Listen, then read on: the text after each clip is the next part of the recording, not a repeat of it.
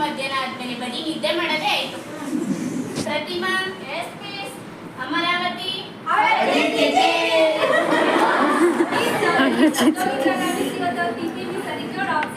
ನೀನು ಹೋಗ್ಲಿಲ್ವಾ?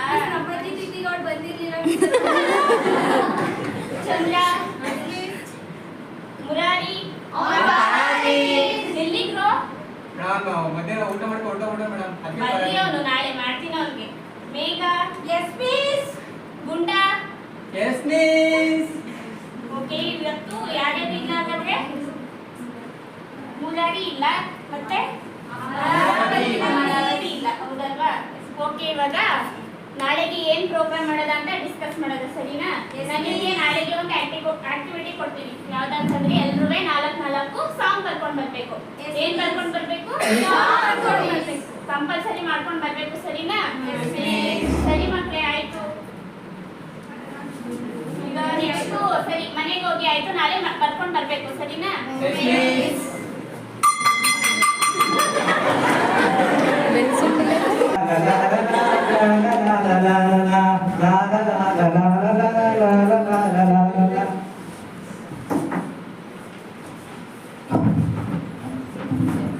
ಹೌದು, ಇವತ್ತು ಸ್ಕೂಲಲ್ಲಿ ಏನು ಮಾಡಿದ್ರು? ಇವತ್ತು ಮಿಸ್ಸು ನಾಳೆ ಸಾಂಗ್ ಬರೋಕ್ಕೆ ಕೇಳಿದ್ರಲ್ವಾ? ನನಗೆ ಬೇರೆ ಸಾಂಗ್ ಬರಲ್ಲ. ಅಪ್ಪ ಮತ್ತು ಅಮ್ಮನಾದ್ರು ಕೇಳಿ ನೋಡೋಣ. ಅಪ್ಪ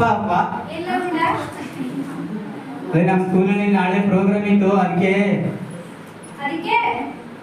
ಹಾಡು ಬರ್ಕೊಬರಕ್ಕೆ ಹೇಳಿದ್ರು ಅಪ್ಪ. ನನಗೆ ಗೊತ್ತಿದ್ರೆ ನಾನ್ಯಾಕಪ್ಪ ಹೇಳ್ತಿದ್ದೆ ನಿನಗೆ. ಹೌದು ಅಪ್ಪ. ಇಲ್ಲಪ್ಪ, ಅದು ಬರ್ಕೊಬರಕ್ಕೆ ಹೇಳಿದ್ರು, ನನಗೆ ಗೊತ್ತಿರೋಲ್ಲ, ಅದಕ್ಕೆ ನಿನ್ ಕೇಳಿದೆ. ಹೌದಾ?